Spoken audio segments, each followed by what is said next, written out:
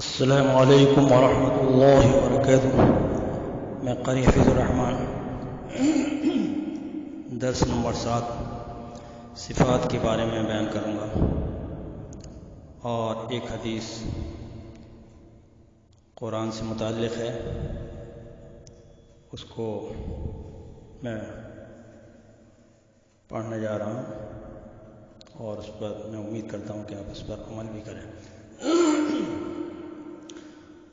اعوذ باللہ من الشیطان الرجیم، نحمده ونصلي على رسوله الكريم۔ قال النبي صلى الله عليه وسلم: ان الله يحب ان يقرأ القرآن كما انزل۔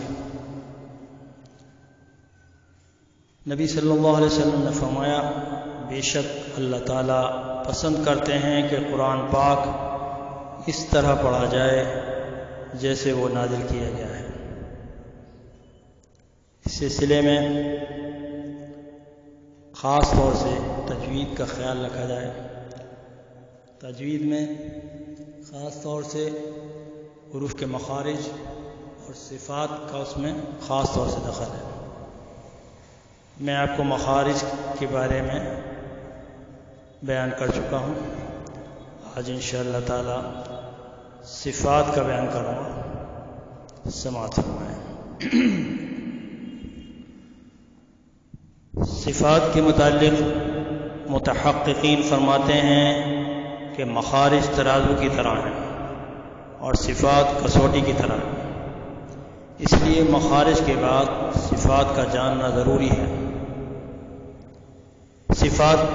صفت کی جمع ہے، لغت میں کسی شے کی حالت کو صفت کہتے ہیں۔ صفت کی تعریف: مخرج سے ادا ہوتے وقت حرف کی آواز میں جو کیفیت یا حالت پیدا ہوتی ہے اس کو صفت کہتے ہیں، جیسے بلندی، پستی، سختی، نرمی، پر اور باریک وغیرہ۔ صفات کی دو قسمیں: نمبر 1 صفات لازمہ، نمبر 2 صفات عارضہ۔ نمبر 1 صفات لازمہ۔ صفات لازمہ وہ صفات ہیں جو حرف میں ہمیشہ پائی جائیں، اگر وہ ادا نہ ہوں تو وہ حرف ہی نہ رہے گا۔ ایسی صفات کو ذاتیہ یا مقومہ یا ممیزہ بھی کہتے ہیں۔ صفات عارضہ نمبر 2 صفات عارضہ وہ صفات ہیں جو حرف میں ہمیشہ نہ پائی جائیں، اگر وہ ادا نہ ہوں تو حرف تو وہی رہے گا مگر اس کا حسن و زینت ختم ہو جائے گا۔ ایسی صفات کو محسنہ، مزینہ اور محلیہ بھی کہتے ہیں۔ صفات لازمہ 17 ہیں، اور ان کی پھر دو قسمیں: نمبر 1 صفات متضادہ، نمبر 2 صفات غیر متضادہ۔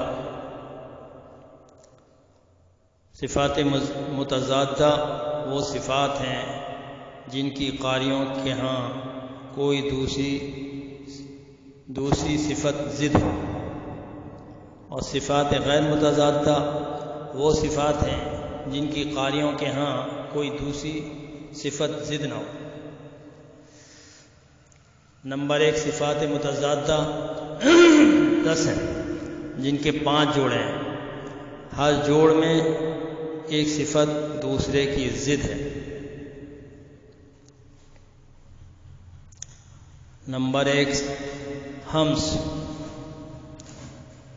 نمبر 2 جہر، نمبر 3 شدت، نمبر 4 رخوت، توسط، نمبر 5 استعلاء۔ اور اس کی ضد: ہمس کی ضد استفال، جہر کی ضد اطباق، اور شدت کی ضد انفتاح، رخوت اور توسط کی اذلاق، اور استعلاء کی اسمات ہے۔ ان 10 صفات سے کوئی حرف بچا ہوا نہیں ہے، ہر جوڑے میں سے کوئی ایک صفت ہر حرف میں ضرور آتی ہے، اور ان دونوں صفتیں مل کر سب حرفوں کو شامل ہو جاتی ہیں۔ بس صفات متضادہ میں سے ہر حرف میں 5 صفتوں کا ہونا ضروری ہے، اور صفات غیر متضادہ 7 ہیں۔ نمبر 1 صفیر، نمبر 2 قلقلہ، نمبر 3 لین، نمبر 4 انحراف، نمبر 5 تکرار، نمبر 6 تفشی، نمبر 7 استطالت۔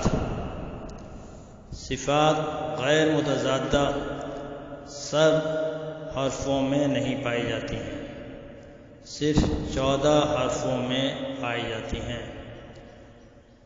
جن کا مجموعہ ز ص ص، ز س ص، و یا لر، ش ض، قطب جد ہے۔ صفات غیر متضادہ میں سے 2 صفتوں سے زیادہ کسی حرف میں نہیں پائی جاتی ہیں۔ اب انشاءاللہ میں 8واں رکوع پڑھنے جا رہا ہوں، سماعت فرمائیں ترجمے کے ساتھ۔ اعوذ باللہ من الشیطان الرجیم،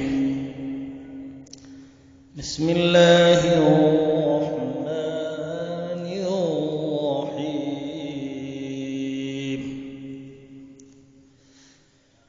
ان الذین آمنوا والذین هادوا والنصارى والصابئین من آمن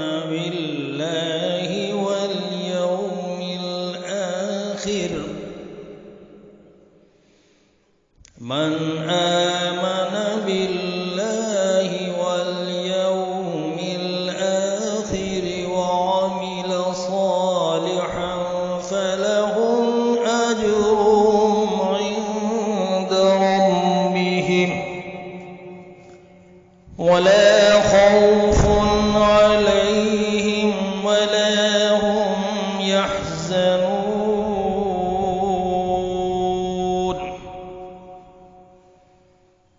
وَإِذْ أَخَذْنَا مِيثَاقَكُمْ وَرَفَعْنَا فَوْقَكُمُ الطُّورَ خُذُوا مَا آتَيْنَاكُمْ بِقُوَّةٍ وَاذْكُرُوا مَا فِيهِ لَعَلَّكُمْ تَتَّقُونَ۔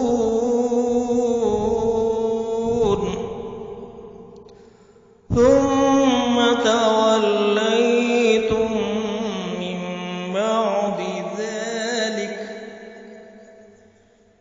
فلولا فضل الله عليكم ورحمته لكنتم من الخاسرين۔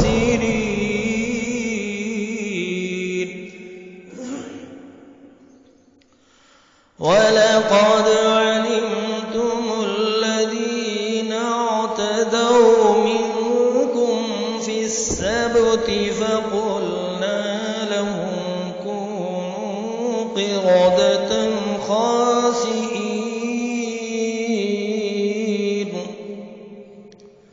فَجَعَلْنَاهَا نَكَالًا لِمَا بَيْنَ يَدَيْهَا وَمَا خَلْفَهَا وَمَوْعِظَةً لِلْمُتَّقِينَ۔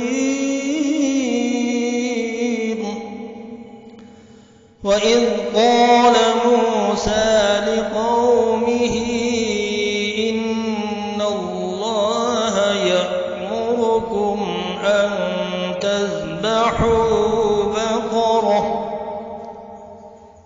قَالُوا أَتَتَّخِذُنَا هُزُوًا قَالَ أَعُوذُ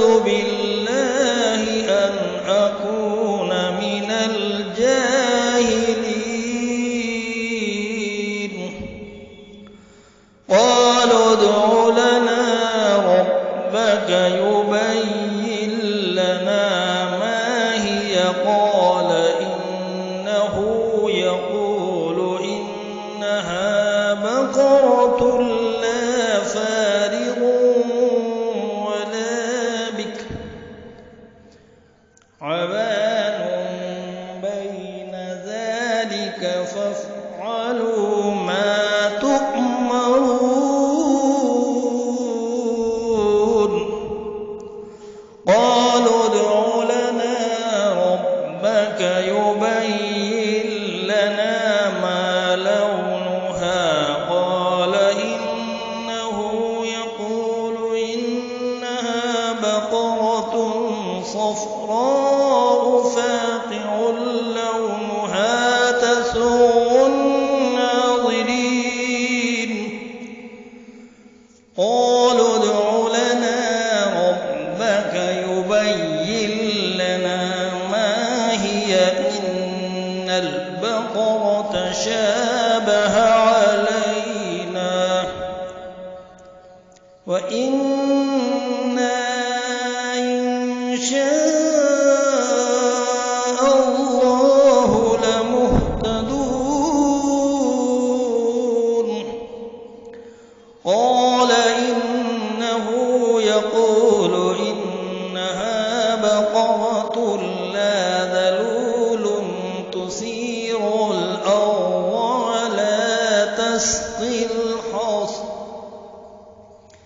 مسلمة لا شية فيها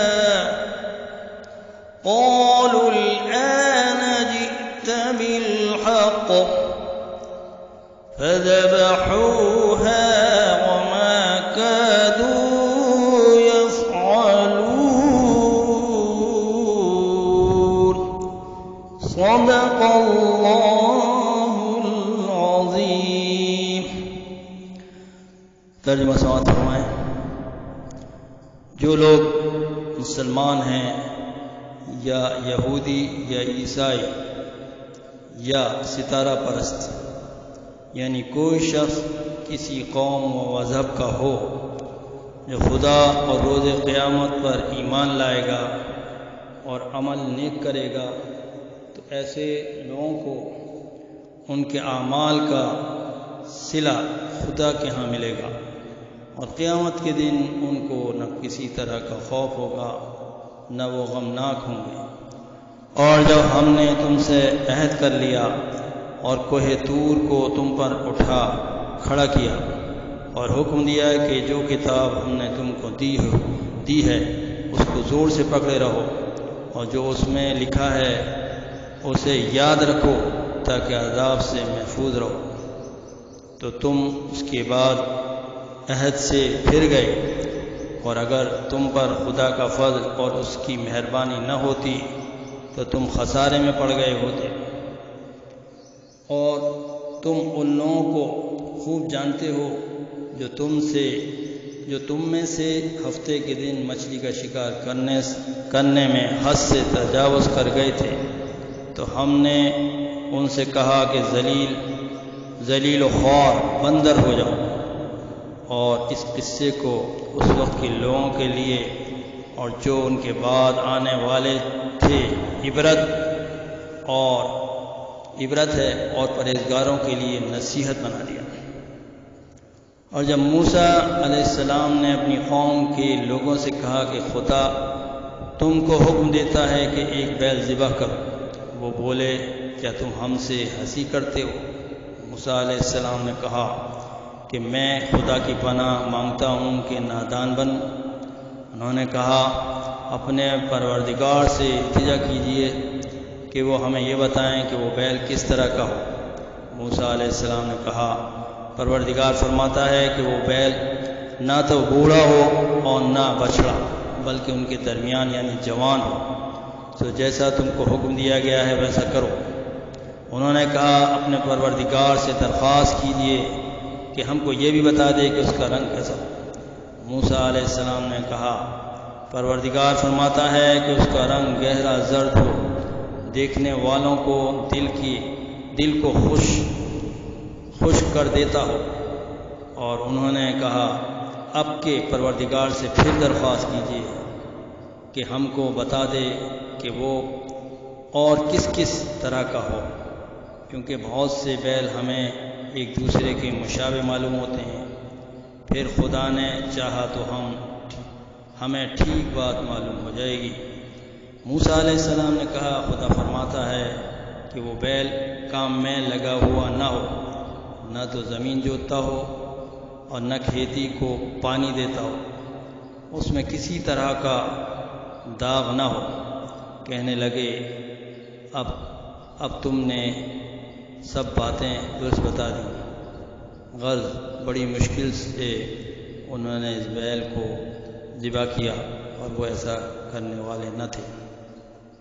وآخر دعوانا الحمد